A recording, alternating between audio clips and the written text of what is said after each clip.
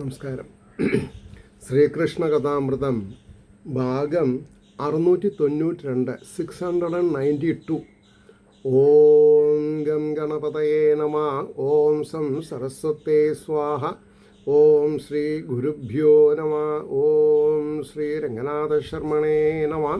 നാരായണ നാരായണ നാരായണ നാരായണ നാരായണ നാരായണ നാരായണ നാരായണ നാരായണ നാരായണ നാരായണ. ഓം ശ്രീകൃഷ്ണാർപ്പണമസ്തു. ഓം ശ്രീകൃഷ്ണായ പരബ്രഹ്മണേ നമഃ. ഓം ശ്രീകൃഷ്ണായ പരമാത്മനേ നമഃ. ഹരേ രാമ രാമ രാമ ഹരേ ഹരേ, ഹരേ കൃഷ്ണ കൃഷ്ണ കൃഷ്ണ ഹരേ ഹരേ. ഓം ശ്രീ രുക്മിണീ സത്യഭാമ സമേത ശ്രീ ഗോപാലകൃഷ്ണസ്വാമിനേ നമഃ. ശ്രീകൃഷ്ണ കഥാമൃതം ഭാഗം 692. ഇന്ന് 191 സർഗം കുചേലചരിതം ഭാഗം 2 പറയേണ്ടത്. അപ്പോൾ ഒന്നാം ഭാഗത്തിൽ കഴിഞ്ഞ എപ്പിസോഡിൽ 35 ശ്ലോകമുള്ളത്. അത് 35ാമത്തെ ശ്ലോക പറഞ്ഞ് നിർത്തിയത്. ലഭിക്കമൂലം പരിശുദ്ധമായ ഗാർഗ്യസ്തമാർന്നേറെ വിളങ്ങി ധന്യൻ. എന്ത് ലഭിക്കമൂലം? അവിടെ ആശയം മുഴുവനാവില്ല. അപ്പോൾ ഞാൻ അതിന് മുമ്പത്തെ കൂടി വായിക്കാം. ദേഹാഭിമാനമെന്നുള്ളതുള്ളിൽ മുട്ടാതൊരാ മഹാൻ അതേമാതിരി വൈരാഗ്യാദികളാർന്നൊരു ധന്യയെ ലഭിക്ക മൂലം. ചക്കിക്കൊത്ത ശങ്കരനെ പോലെ സ്വഭാവ ഗുണമുള്ളവളായിരിക്കണം. പുരുഷൻ്റെ സ്വഭാവത്തിന് ഇണങ്ങിയ സ്ത്രീ ആയിരിക്കണം ഭാര്യയായിട്ട് കിട്ടുന്നത്.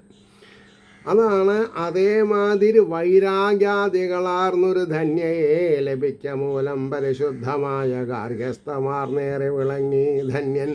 സ്ത്രീഭും ഭ്രമം തീരെ അകന്ന ചിത്തപത്മം തെളിഞ്ഞ് ആവിധം ഉല്ലസിപ്പോൻ. സ്ത്രീ പുരുഷൻ എന്ന വ്യത്യാസമില്ലാതെ കണ്ട് ഹൃദയപത്മത്തിൽ വിരാജിക്കുന്ന ഈശ്വരീയ ചൈതന്യത്തിനെ അനുസന്ധാനം ചെയ്യലാണ് ദാമ്പത്യത്തിലും സ്ത്രീക്കും പുരുഷനും ചെയ്യാനുള്ളത്. ഇതറിയാതെ കണ്ടാണ് നമ്മൾ 2, 3, 4 കല്യാണം കഴിക്കുക, ഡൈവോഴ്സ് ചെയ്യുക. അവരവരുടെ ഇംഗിതത്തിന് വഴങ്ങിയിട്ടില്ലെങ്കിൽ മണ്ണെണ്ണ ഒഴിക്കുക. ഇപ്പോൾ മണ്ണെണ്ണയല്ല, പെട്രോളാണ്, ഡീസലായി ഒക്കെയാണ്. അല്ലെങ്കിൽ ഗ്യാസ് തുറന്നു വിടുക, പാമ്പിനെ കൊണ്ട് കടുപ്പിക്കുക ഒക്കെ ഉണ്ട്. അപ്പോൾ കുചേലചരിതം 2ാമത്തെ ഭാഗത്തിലേക്ക് പോവാം. നിത്യദാരിദ്ര്യവും ലക്ഷ്മി കണവൻ്റെ കടാക്ഷമായി കണ്ടുകൊണ്ടുള്ളിൽ ആനന്ദപൂർണനായി തന്നെ വാഴുവോൻ. അത് വളരെ ശ്രദ്ധിക്കേണ്ട ശ്ലോക. നിത്യദാരിദ്ര്യവും ലക്ഷ്മി കണവൻ്റെ കടാക്ഷമായി. നിത്യദാരിദ്ര്യം വരുന്നതും സമ്പത്ത് വരുന്നതും വിദ്യ കിട്ടുന്നതും ഒക്കെ ഭഗവാന്റെ അനുഗ്രഹം. ഭഗവാൻ ചിലപ്പോൾ ട്രയൽ ആൻഡ് എറർ ബേസിസിൽ നമ്മളെ പരീക്ഷിക്കും. ആ പരീക്ഷണത്തിൽ നമ്മൾ ജയിക്കണം. അപ്പോൾ പരമഭക്തനായ സുധാമാവ് എന്ന കുചേലന് എന്തിനാ നിത്യദാരിദ്ര്യം കൊടുത്തതെന്ന് ചോദിക്കരുത്. അത് ഭഗവാൻ അദ്ദേഹത്തിനെ അത്യുന്നതമായ ഉപരി ശ്രേഷ്ഠമായ ഇന്ദ്രതുല്യമായ ഐശ്വര്യം കൊടുക്കാൻ വേണ്ടി ചെയ്തതാണ്. അതാണ് നമ്മൾ മനസ്സിലാക്കേണ്ടത്. നിത്യദാരിദ്ര്യവും ലക്ഷ്മി ഗണവൻ്റെ കടാക്ഷമായി കണ്ടുകൊണ്ടുള്ളിൽ ആനന്ദപൂർണനായി തന്നെ വാഴുവോൻ. ബ്രഹ്മചര്യത്തിനാൽ അത്യുജ്വലമാം വീര്യമാർന്നവൻ. ബ്രഹ്മചര്യം കൊണ്ടാണ് ശരീരത്തിന് വീര്യവും ഓജസ്സും ഉണ്ടാവണത് എന്ന് സ്ത്രീകളും പുരുഷന്മാരും മനസ്സിലാക്കിയാൽ നന്ന്. ബ്രഹ്മചര്യത്തിനാൽ അത്യുജ്വലമാം വീര്യമാർന്നവൻ കാർവർണ്ണൻ ഉണ്ണി കരളിൽ കളിയാടുക കാരണം. ഉള്ളിൽ കാർവർണ്ണൻ കളിയാടണം. ഉള്ളിൽ ഭഗവത് ചൈതന്യത്തിനെ അറിയാതെ കണ്ടുള്ള സങ്കല്പങ്ങൾ വികല്പങ്ങളിലേക്ക് നയിക്കും. അത് പാടില്ല. ഭക്തി ഉള്ളിലാണ് വേണ്ടത്, പുറത്തേക്കല്ല. അപ്പോൾ പുറത്തേക്ക് ഇല്ലെങ്കിലും കുഴപ്പമില്ല, ഉള്ളിലുണ്ടായാൽ അവരവർ നന്നാവും. അവരവർ നന്നാവാതെ കണ്ട് നമ്മൾക്ക് ഈശ്വരാനുഭൂതി ഉണ്ടാവില്ല. കാർവർണ്ണൻ ഉണ്ണി കരളിൽ കളിയാടുക കാരണം. ഊണിൻ്റെ കുറവോ ദേഹമൊട്ടേറെ മെലിയുന്നതോ ഉടുത്ത മുണ്ടിൽ മുഷിവോ വെറും ലൗകികരാവിധം ലൗകികരാണ് ഡ്രസ്സ് കോഡൊക്കെ സിസ്റ്റമാറ്റിക്കായിട്ട് നോക്കുക. ഇപ്പം എന്നോട് ചിലവർ ചോദിക്കാറുണ്ട്, എന്താ പുതയ്ക്കാത്തത്, എന്താ ഷർട്ട് ഇടാത്തത്? ഞാൻ ജീവിച്ചു വന്ന സാഹചര്യം ഒരു അമ്പലമായിട്ട് എഴുക കാരണം ഷർട്ട് ഒരാവശ്യമായിട്ട് വന്നിട്ടുണ്ടായിരുന്നില്ല. എന്നാൽ സ്കൂളിൽ പോകുമ്പോൾ ആണെങ്കിലും വീട്ടിൽ വന്നാൽ ഊണ് കഴിക്കണമെങ്കിൽ ഷർട്ട് ഊരി വെക്കണം, ട്രൗസർ മാറ്റിയിട്ട് തോർത്തുമുണ്ട് എടുക്കണം. അങ്ങനൊരു കുട്ടിക്കാലമായിരുന്നു. ഞാൻ 40 കൊല്ലം ബോംബെയിലുണ്ടായി. ഈശ്വരൻ എനിക്ക് അത്യാവശ്യം നല്ല ഫ്രീഡം ജീവിതത്തിൽ തന്നിട്ടുണ്ട്. ഞാൻ എന്തെങ്കിലും വായിച്ച് മനസ്സിലാക്കിയിട്ടുണ്ടെങ്കിൽ കൂടുതൽ അത് എൻ്റെ ഓഫീസ് ടൈമിലാണ്. എനിക്കൊരു സെൻട്രൽ ഗവൺമെൻറ് ജോലിയായിരുന്നു. എന്ത് ജോലിയും പെട്ടെന്ന് തീർക്കണ സ്വഭാവമാവുക കാരണം ഞാൻ സ്ലോ ചെയ്യില്ല. ചെയ്യാനുള്ളത് അങ്ങോട്ട് ചെയ്യും. പിന്നെ ഞാൻ വെറുതെ ഇരിക്കില്ല. കാണുന്നവരൊക്കെ ഞാൻ വലിയ ഉത്സാഹിയായിട്ട് വായിക്കണം കാണാം. അതുകൊണ്ട് എന്നെ ആരും ഉപദ്രവിച്ചിരുന്നില്ല. പിന്നെ കുറേ കൂടി അടുത്തറിയുമ്പോൾ സ്പിരിച്വൽ കാര്യങ്ങളാണ് വായിക്കണതെന്ന് കണ്ടപ്പോൾ എന്നെ എൻ്റെ ഓഫീസേഴ്സും ബുദ്ധിമുട്ടിച്ചിട്ടില്ല. ഞാൻ അതും വേണമല്ലോ പറയാം. You do your work. Discipline is A must. പിന്നെ ഞാൻ ഓഫീസ് നിയന്ത്രണം അതൊക്കെ ഭംഗിയായിട്ട് ചെയ്യുന്നുണ്ട്. ഞാൻ എങ്ങനെ ജോലി എക്സിക്യൂട്ട് ചെയ്ത് കൊടുക്കണോ അതേമാതിരി താഴെയുള്ളവരിൽ നിന്ന് ഞാൻ പറയും, നിങ്ങൾ നിങ്ങളുടെ ജോലി ചെയ്തോളൂ, പിന്നെ ഇരുന്നിട്ട് വല്ലതും വായിക്കുകയാണെങ്കിൽ എനിക്ക് കുഴപ്പമൊന്നുമില്ല. പക്ഷേ നമ്മുടെ മേലുദ്യോഗസ്ഥന്മാർ നമ്മളെ ആക്രമിക്കാത്ത രീതിയിൽ സ്വഭാവം, ജോലി എഫർട്ട് എന്താണെന്ന് പറയുക, പിന്നെ ചെയ്യാനുള്ള ശുഷ്കാന്തി ഉണ്ടാവണം, അത്രയേ ഉള്ളൂ. അപ്പം ഇത് പറയാൻ കാരണം എന്താ? ഊണിൻ്റെ കുറവോ ദേഹമൊട്ടേറെ മലിയുന്നതോ ഉടുത്ത മുണ്ടിൽ മുഷിവോ വെറും ലൗകികരാവിധം. അങ്ങനെ ആവരുത്. വൃത്തിമെടുപ്പുണ്ടാവണം. അല്ലാണ്ട് പോഷ് ആവശ്യമില്ല. നമ്മൾക്ക് ആവശ്യം ലാളിത്യമാണ്. അപ്പോൾ പറഞ്ഞു, ലൗകികർ ആവിധം കണ്ടു നിന്ദിച്ചു പലതും ചൊല്ലുവതോ ഗൃഹജീവിതം. ലൗകികരാണ് കുറ്റം പറയാം. ആധ്യാത്മിക പ്രവണത ഉള്ളവർ കുറ്റം പറയില്ല. കണ്ടു നിന്നിച്ചു പലതും ചൊല്വതോ ഗൃഹജീവിതം നടന്നു പോവതോ ചുറ്റും മറിയുന്നില്ലൊരിക്കലും ഒരു നാളുള്ളിൽ ഈ വണ്ണമോർത്താൻ പത്നി പതിവ്രത. ഒരു ദിവസം ഈശ്വരപ്രേരിതമായിട്ട് കുചേലൻ്റെ പത്നി താഴെ പറയുന്ന പോലെ മനസ്സിൽ വിചാരിച്ചു എന്നാണ് പറഞ്ഞത്. 4-5 കുറി നാഥൻ്റെ മുമ്പിൽ ഞാനിതുണർത്തുവാൻ തുനിഞ്ഞും അതു സാധിച്ചില്ലെന്നെല്ലാം ഭക്തിവിഹ്വലൻ. ഞാൻ ഈ പറയാൻ പോകുന്ന കാര്യം എൻ്റെ ഭർത്താവിനോട് 3-4 പ്രാവശ്യം ഞാൻ പറഞ്ഞിട്ടുണ്ട്. അന്നൊക്കെ അദ്ദേഹം അതൊന്നും ആവശ്യമില്ല എന്ന് പറഞ്ഞു. എന്താണെന്നുള്ളത് നമുക്ക് ഇനി വരാൻ പോണു. ഭഗവത് ചരിതം പാടി വിശപ്പില്ലാതെയാക്കിടും ഒരിക്കൽ. അപ്പം അദ്ദേഹം പറയണേ, തുനിഞ്ഞും അത് സാധിച്ചില്ലെന്നെല്ലാം ഭക്തിവിഹ്വലൻ ഭഗവത് ചരിതം പാടി വിശപ്പില്ലാതെയാക്കിടും. വിശപ്പുണ്ടെങ്കിൽ എന്തുകൊണ്ട് ചോറ് കിട്ടണില്ല എന്നല്ല അദ്ദേഹത്തിന്.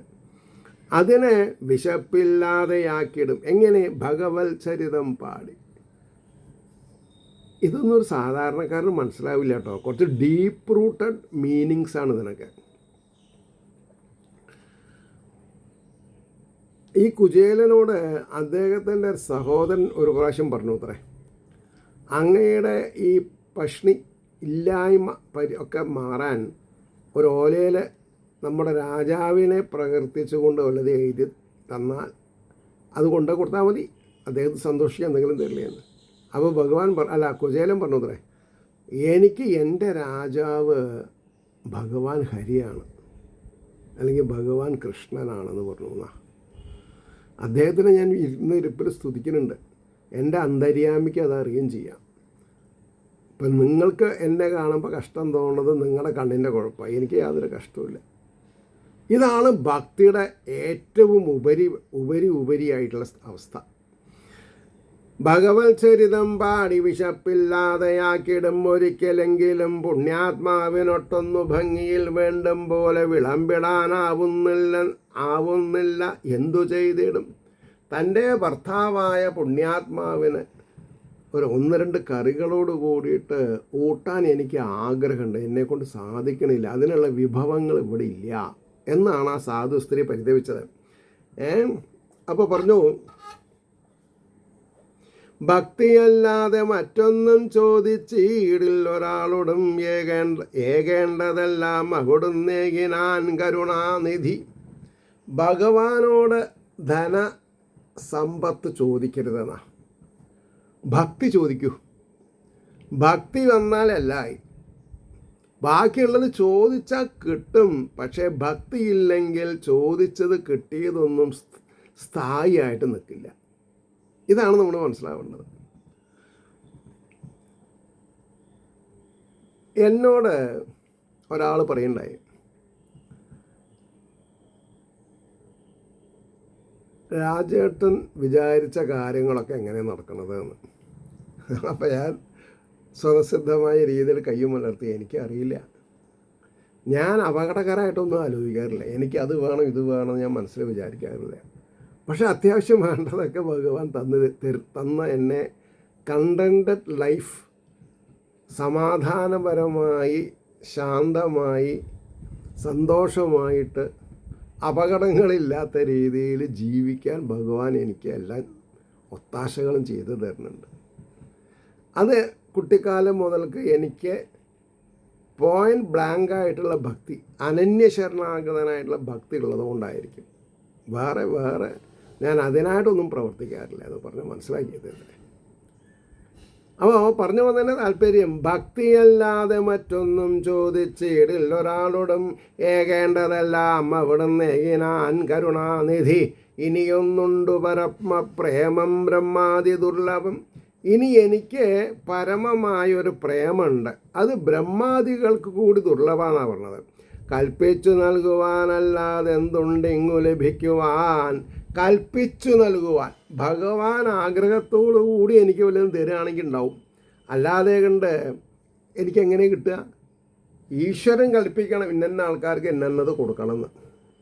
അതിന് ഇന്ന ആൾക്കാർ ഇന്ന കർമ്മങ്ങൾ ചെയ്തിരിക്കണമെന്നുണ്ട്. അത് ഭാഗവതവും മഹാഭാരതവും പ്രത്യേകം പറയുന്നുണ്ട്. അത് വായിക്കാത്തതിന് ഞാനെന്ത് ചെയ്യാൻ പറ്റും? ഇനിയൊന്നുണ്ടു പരമപ്രേമം ബ്രഹ്മാതി ദുർലഭം. കൽപ്പിച്ചു നൽകുവാനല്ലാതെ എന്തുണ്ടിങ്ങു ലഭിക്കുവാൻ.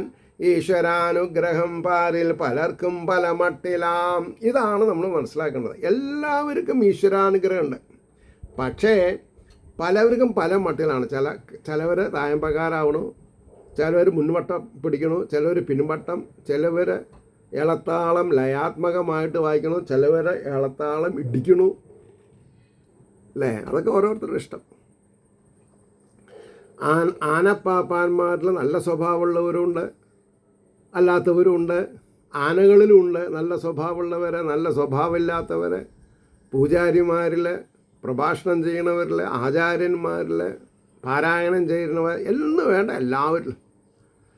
അത് ഒരാളെ കണ്ടിട്ട് ഒരാൾ മോഹിച്ചിട്ട് കാര്യമില്ല. എനിക്ക് വേറൊരാളെ പോലെ ആവാൻ പറ്റില്ല, എനിക്ക് ഞാനാവാനേ പറ്റുള്ളൂ. അതേപോലെ തന്നെ എല്ലാവരുടെയും കാര്യം. അതുകൊണ്ടാണ് ഈശ്വരാനുഗ്രഹം പാരിൽ പലർക്കും പല മട്ടിലാം. അവിടുന്ന് എത്രയും മലിഞ്ഞേയനാനതു നമ്മളിൽ. മനുഷ്യൻ്റെ മഹത്വം നാം മറയ്ക്കായ ഒരു മട്ടിലും. മനുഷ്യരുടെ മഹത്വം നമ്മൾ ഒരിക്കലും മറക്കരുത്. ബാഹ്യകാര്യങ്ങളിൽ അത്യന്തം ആരാധിപ്പവരാവിധം. ബാഹ്യകാര്യങ്ങളിൽ അത്യന്തം ആരാധിച്ചിട്ട് കാര്യമില്ല, ഉള്ളിൽ ആരാധിക്കണം. ഉള്ളിൻ്റെ ഉള്ളിലുള്ള സർവേശ്വരനെ അറിയണം. അപ്പോൾ പറഞ്ഞു, ആരാധിപ്പവർ ആവിധം ചെയ്തു കൊള്ളട്ടെ നാം അമ്മട്ടല്ലെന്നോതും. ബാഹ്യമായിട്ട് ദീപസ്തംഭം തെളിക്കലും ശയനപ്രദർശനം മാത്രം ചെയ്താൽ പോരാ, ഉള്ളുരുകി ഭഗവാനെ സ്തുതിക്കാൻ അറിയണം. എല്ലാവരിലും ചൈതന്യമാണെന്നും അത് ബ്രഹ്മചൈതന്യമാണെന്നും ആരും ആരെയും ഉപദ്രവിക്കരുത് എന്നുള്ള പ്രമാണം അറിയാതെ കണ്ട് സാധുക്കളെ ബലവാൻ ശിക്ഷിക്കരുത്, അതാണ്. അതുകൊണ്ട് ചെയ്തു കൊള്ളട്ടെ. നാം അമ്മട്ടല്ലെന്നോതും പലപ്പോഴും അവിടെ ചെൽകിലും ചെറ്റും യാചിക്കില്ലത് തീർച്ചയാം. ഒരാളോടും ഇദ്ദേഹം യാചിക്കില്ല. എന്താ യാചിക്കുക എന്ന് പറഞ്ഞാൽ ഇരക്കുക, അങ്ങനെയാണ്. പ്ലീസ് അല്ലേ? എന്നപ്പോൾ ഞാൻ subscribe my channel, please share it എന്നൊക്കെ ഞാൻ എഴുതും. അത് എൻ്റെ യാചനയല്ല. എന്താ അങ്ങനെ പറയാൻ കാരണം, ഞാൻ എങ്ങനെ പുരാണങ്ങൾ ഒരു മട്ട് മനസ്സിലാക്കി വരണു, അതിലെനിക്കുള്ള ആനന്ദം മറ്റുള്ളവരും അനുഭവിക്കുകയാണെങ്കിൽ തിരക്കില്ല എന്നേ ഉള്ളൂ. അല്ലാണ്ട് 5000 ഫ്രണ്ട്സ് എനിക്ക് 3-4 പ്രാവശ്യം ആയിട്ടുണ്ട്. അതായത് 3-4 പ്രാവശ്യം ഹാക്കായിട്ടും ടെലിഫോൺ മാറ്റുമ്പോൾ ഡാറ്റ കിട്ടാഞ്ഞിട്ടും ഒക്കെ ഞാൻ ബുദ്ധിമുട്ടിയിട്ടുണ്ട്. അപ്പോൾ ഓരോ പ്രാവശ്യം ശരാശരി ഒരു 20% ഒരേ ആൾക്കാരനാവും, ബാക്കി ഒരു 80% പുതിയ ആൾക്കാരാവും. അപ്പോൾ 4.5 കൊല്ലം മുമ്പേ തുടങ്ങിയിട്ടുള്ള എൻ്റെ യൂട്യൂബ് ചാനൽ ഇപ്പോഴും 1800 ആയിട്ടില്ല. കാരണം എന്താ, ഞാൻ ഇറക്കണത് അവർക്ക് മനസ്സിലാവണില്ല എന്തിനു വേണ്ടിയിട്ടാണെന്നുള്ളത്. അതാണ്. പക്ഷേ അത് ഞാൻ ഈശ്വരൻ്റെ പേരിലാണ്. ടു സ്പ്രെഡ് ദി ഭാരതീയ ചിന്താശകലങ്ങളെ, thoughts of Indian philosophy English പറഞ്ഞാൽ, അത് മറ്റുള്ളവർക്ക് എത്തിക്കുക എന്നുള്ളതാണ്. അത് ഞാൻ പറഞ്ഞുകൊണ്ടിരിക്കും. വേണമെങ്കിൽ കേൾക്കാം, വേണമെങ്കിൽ വേണ്ട, അത്രയേ ഉള്ളൂ. പറയുന്നത് എൻ്റെ കടമ. ഞാൻ പറഞ്ഞില്ല എന്നൊരു ദോഷം എനിക്ക് വരാൻ പാടില്ല, അത്രയേ ഉള്ളൂ. അപ്പോൾ ചെയ്തു കൊള്ളട്ടെ നാം അമ്മട്ടല്ലെന്നോതും പലപ്പോഴും അവിടെ ചെൽകിലും തെറ്റു യാചിക്കില്ലത് തീർച്ചയാം. ശമാധി ഗുണസമ്പത്ത് കൊണ്ടു കോടീശ്വരൻ പ്രഭു. എൻ്റെ ഭർത്താവ് ശമാധി ഗുണസമ്പത്ത് കൊണ്ട് കോടീശ്വരൻ പ്രഭു. സ്വർഗം മുമ്പാകവെ കൊണ്ടുവയ്ക്കലും നോക്കിടാ മകൻ. സ്വർഗത്തിനെ മുമ്പിൽ വെച്ചാലും അദ്ദേഹം സ്വർഗത്തിലേക്ക് പോവില്ല. എന്താ, അദ്ദേഹത്തിന് ആർഭാടം ഇഷ്ടമല്ല. കർമ്മം ചെയ്യുക നമ്മുടെ ലക്ഷ്യം, കർമ്മബലം തരുന്നത് ഈശ്വരനല്ലോ. എന്താ നമ്മുടെ ലക്ഷ്യം? കർമ്മം ചെയ്യുക. എന്ത് കർമ്മം? സത്കർമ്മം. ഈശ്വരനെ അനുസന്ധാനം ചെയ്യാനുള്ള വിദ്യയൊക്കെ ചെയ്തുകൊണ്ടിരിക്കുക. അതിൻ്റെ കർമ്മഫലം നമ്മൾ നോക്കേണ്ടതാണ്. പല കാര്യങ്ങൾ ഉൾപ്പൂവിലോർത്തുകൊണ്ട് അട്ടിയായി അടുക്കി വെച്ചുകൊണ്ടോടും അയൽക്കാരു ചെയ്യുകയാം. പല കാര്യങ്ങളും ഉൾപ്പൂവിൽ ഓർത്തുകൊണ്ട് അട്ടിയായി, layers and layers, over layers and layers, അടുക്കി വെച്ചുകൊണ്ടോടും അയൽക്കാരു ചെയ്യുകയാം. രാവും പകലും ഈ വണ്ണം ഇതിനുള്ളിലിരുന്നിയാൾ. എൻ്റെ ഭർത്താവ് രാവും പകലും എൻ്റെ വീട്ടിൻ്റെ ഉള്ളിൽ പൂജാമുറിയിലാണ്. കേട്ടോ, രാവും പകലും ഈ വണ്ണം ഇതിനുള്ളിൽ ഇരുന്ന് ഇയാൾ നേരം പോക്കും അത് എമ്മട്ടിൽ അറിയുന്നില്ല. അത്ഭുതം. എങ്ങനെയാണ് ഇദ്ദേഹം 24 മണിക്കൂറും നാമം ചൊല്ലിയിട്ട് ആത്മാരാമത്വം കൊണ്ട് സമയം ചെലവഴിക്കുന്നത്? എനിക്ക് ആലോചിച്ചാൽ പറ്റുന്നില്ല. എല്ലാവരും പറയും ഞാൻ ബിസിയാണ്, യൂട്യൂബ് നോക്കാൻ സമയമില്ല എന്ന്. 5.5 മണിക്കൂർ 6 മണിക്കൂർ അവരെ സീരിയൽ കാണും. അത് അവരുടെ ധർമ്മമാണ്, പറയാൻ പറ്റില്ല, നമുക്ക് പറയാൻ പറ്റില്ല, പറയാൻ പാടില്ല. അതുകൊണ്ട് അറിയില്ല അവർ ഈ ഭക്തോത്തമൻ അരികിൽ മാധവൻ മന്ദസ്മിതം തൂകി മണിച്ചിലമ്പുകൾ കിലുങ്ങവേ വിളയാടുവരി ഗേഹം ചെറുതായൊരു ഗോകുലം. അദ്ദേഹത്തിനെ സംബന്ധിച്ചിടത്തോളം അദ്ദേഹത്തിൻ്റെ ഭവനം ഒരു ഗോകുലമാണ്. എന്താ അങ്ങനെ പറയാൻ കാരണം? എവിടെയൊക്കെ അദ്ദേഹം നോക്കുന്നുണ്ട് അവിടെയൊക്കെ കൃഷ്ണനുണ്ട്. കാരണം അദ്ദേഹത്തിൻ്റെ ഹൃദയപത്മത്തിൽ ഭഗവാൻ പ്രത്യക്ഷത്തിലിരിക്കുകയാണ്. അപ്പോൾ എവിടെയൊക്കെ നോക്കണോ അവിടെയൊക്കെ അതിൻ്റെ പ്രതിഭാസം, പ്രതിചലനം അല്ലെങ്കിൽ പ്രതിബിംബം ഉണ്ട്. അപ്പോൾ അദ്ദേഹത്തിന് ആനന്ദ. അതുകൊണ്ടാണ് പറഞ്ഞത്, അറിയില്ല അവർ ഈ ഭക്തോത്തമൻ അരികിൽ മാധവൻ മന്ദസ്മിതം തൂകി മണിച്ചിലമ്പുകൾ കിലുങ്ങവേ വിളയാട് ഒരു ഗേഹം ചെറുതായൊരു ഗോകുലം എനിക്ക് ദിവ്യ സംസർഗമാർന്നതേ ബഹുഭാഗ്യമം. എനിക്കത് മനസ്സിലാക്കാനുള്ള ബുദ്ധിയുണ്ട്, അത് എൻ്റെ വലിയ ഭാഗ്യമായിട്ട് ഞാൻ കണക്കാക്കണമെന്നാണ് ബ്രാഹ്മണ പത്നി പറയണത്. എന്നാലും ഒന്നുണർത്തിക്കും ഇന്നു ഞാനേതു മട്ടിലും ഭർത്താവിനരികൾ ചെന്നു നിന്നു കൈ തൊഴുതു ഈ വിധം മെല്ലെ മെല്ലെ മഹാഭാഗ ചൊല്ലിനാൾ മധുഭാഷിണി. എത്ര ഇല്ലെങ്കിലും കുചേലൻ്റെ പത്നി മധുരമായിട്ട് സംസാരിക്കൂ. ആർക്കും ഹർട്ടാവില്ല. സ്വന്തം ഭർത്താവിന് എന്തായി നിങ്ങൾ കാണിക്കണത്, ബോധമില്ലാതെ പോയി വല്ലത് ഇറന്ന് വാങ്ങിക്കൊണ്ടിരുന്നു, അങ്ങനെയൊന്നല്ല പറയും. അപ്പോൾ അദ്ദേഹം ഇവിടെ കവി പറഞ്ഞത്, എന്നാലും ഒന്നുണർത്തിക്കും ഇന്നു ഞാൻ ഏതു മട്ടിലും ഭർത്താവിനരികൾ ചെന്നു നിന്ന് കൈ തൊഴുത ഈ വിധം മെല്ലെ മെല്ലെ മഹാഭാഗ ചൊല്ലിനാൾ മധുഭാഷിണി. അവിടുത്തെ പ്രിയപ്പെട്ട ചങ്ങാതി കമലാവരൻ ബ്രഹ്മണ്യൻ ആർത്താത്രാണേകപരായണനുമല്ലയോ. ഇതാണ് നമ്മൾ മനസ്സിലാക്കേണ്ടത്. ഭഗവാൻ ആരാ? ബ്രഹ്മണ്യൻ ആർത്തത്രാണൈകപരായണനുമല്ലയോ. ഒപ്പം പഠിക്കുവാൻ പോലും ഭാഗ്യമാർന്ന മഹാമതേ.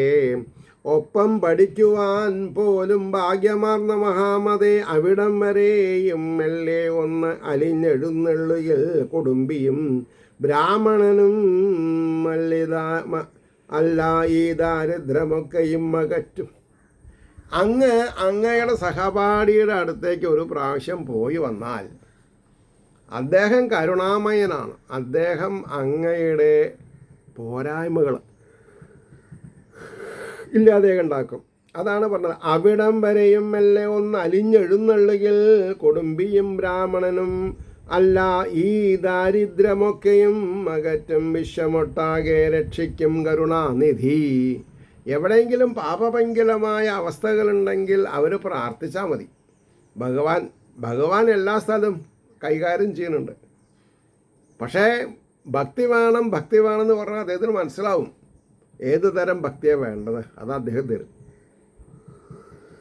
തൃപ്പാദകമലം ധ്യാനിപ്പവർക്കൊക്കെയും അവ്യയൻ. ഞാൻ പറഞ്ഞ കൂട്ടത്തിലല്ല കേട്ടോ. എന്താ പറയുന്നത്? തൃപ്പാദകമലം ധ്യാനിപ്പവർക്കൊക്കെയും അവ്യയൻ. ആരൊക്കെ ഭഗവാന്റെ തിരുവാദപത്മത്തെ സ്നേഹപുരസ്സരം അഭിമാന പുരസ്സരം അല്ലെങ്കിൽ പ്രേമസ്വരൂപനായി കണ്ട് തൃപ്പാദകമലം ധ്യാനിപ്പവർക്കൊക്കെയും അവ്യയൻ ആത്മാവിനെ പോലും മലിഞ്ഞരുളും ചൊല്ലിയില്ലയോ.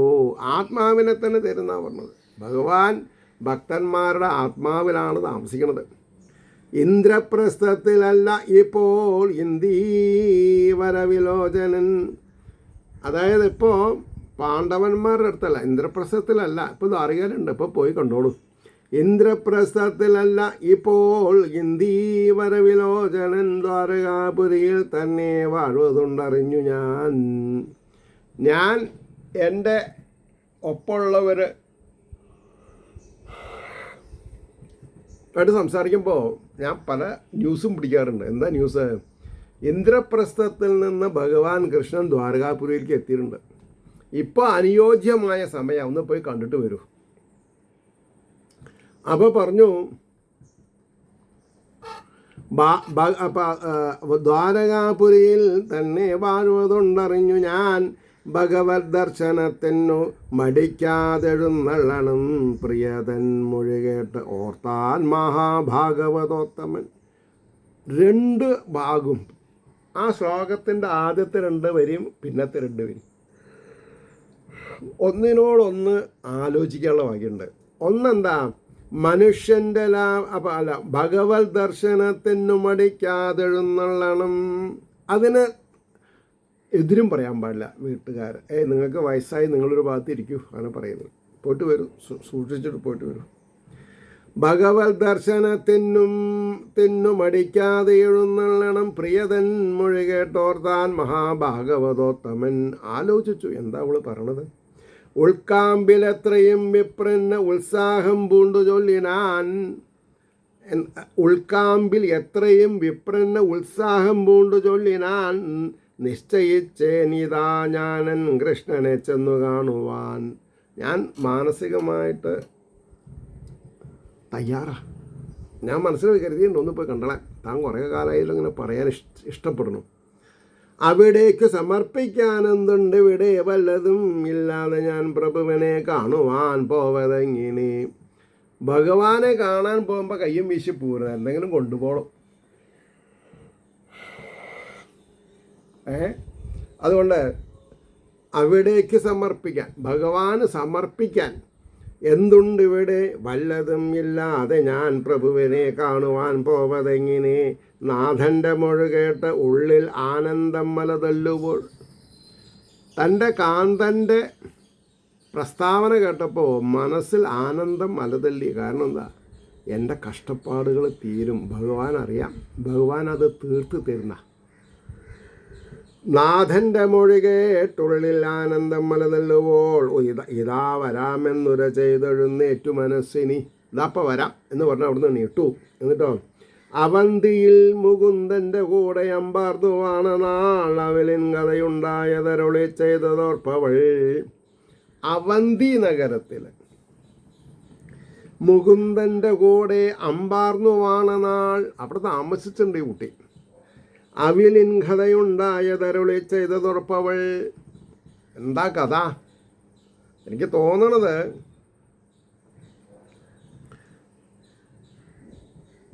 ഈ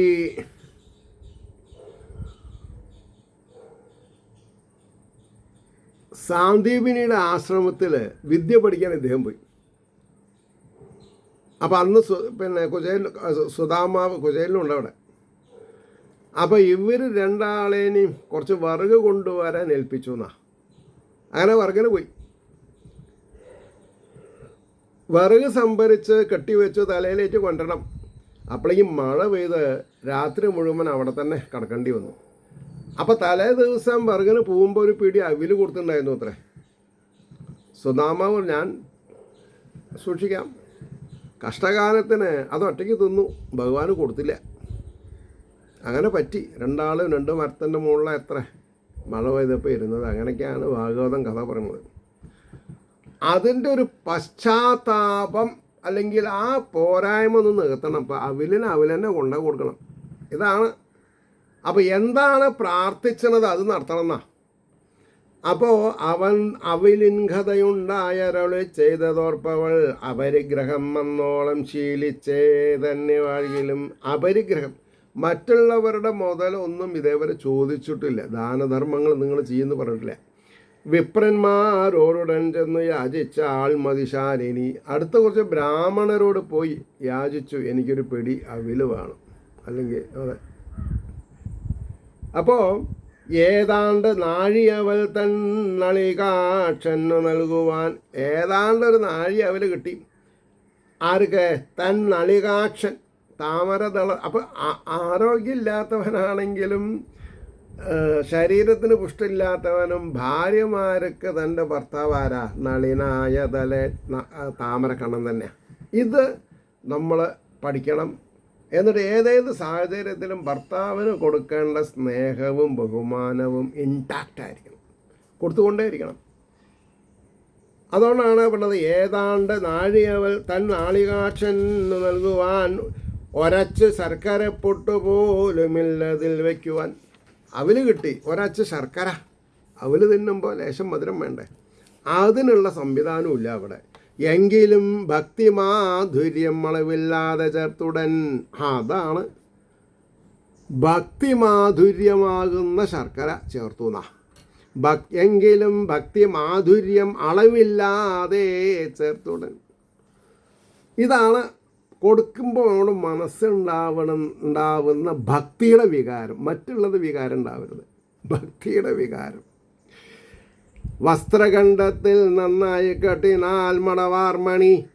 പതിവ്രത രത്നം മതാമഹാന്റെ കൈത്താരിൽ അത്യാദരപൂർവം ഉള്ളിൽ കൃഷ്ണൻ്റെ തൃപ്പാണിതലത്തിൽ എന്നോർത്ത് ആനന്ദമാർന്നേകി വണങ്ങി നിന്നാൾ. അതൊന്നുകൂടി വായിക്കാം. പതിവ്രതാരത്നം അതാ മഹാന്റെ കൈത്താരിൽ അത്യാദരപൂർവം ഉള്ളിൽ കൃഷ്ണന്റെ തൃപ്പാണിതലത്തിൽ പാദതലത്തിൽ നമ്മുടെ ശിരസ്സായിട്ട് നമസ്കരിക്കുന്ന അതാണ് ആലോചിക്കുന്നത്. തൃപ്പാണിതലത്തിലെന്നോർത്ത് ആനന്ദമാർന്നേകി വണങ്ങി നിന്നാൾ ഇതി ശ്രീകൃഷ്ണകഥാമൃതേ കലികൽമഷനാശനേ ലീലാകാണ്ഡേ ഏകനവത്യാധിക തമസർഗ സർവത്ര ഗോവിന്ദനാമ സങ്കീർത്തനം. ഗോവിന്ദ ഗോവിന്ദ. അടുത്ത എപ്പിസോഡിൽ നമ്മൾക്ക് കുചേല ചരിതം ഭാഗം 3 പറയാം. അത് 693 മനസ്സിലായില്ലേ? അപ്പോൾ ഏവർക്കും ശ്രീഹരിയുടെ അനുഗ്രഹാശിസ്സുകൾ നിർലോഭം ഉണ്ടാവട്ടെ എന്ന് പ്രാർത്ഥിക്കുന്നു. അതോടൊപ്പം ലോകാസമസ്ത സുഖിനോ ഭവന്തു ആയിരിക്കട്ടെ നമ്മുടെ പ്രാർത്ഥന എന്നും ഓർമ്മപ്പെടുത്തിക്കൊണ്ട് വാക്കുകൾ ഉപസംഹരിക്കുന്നു. നമസ്കാരം. നാളെ കാണാം.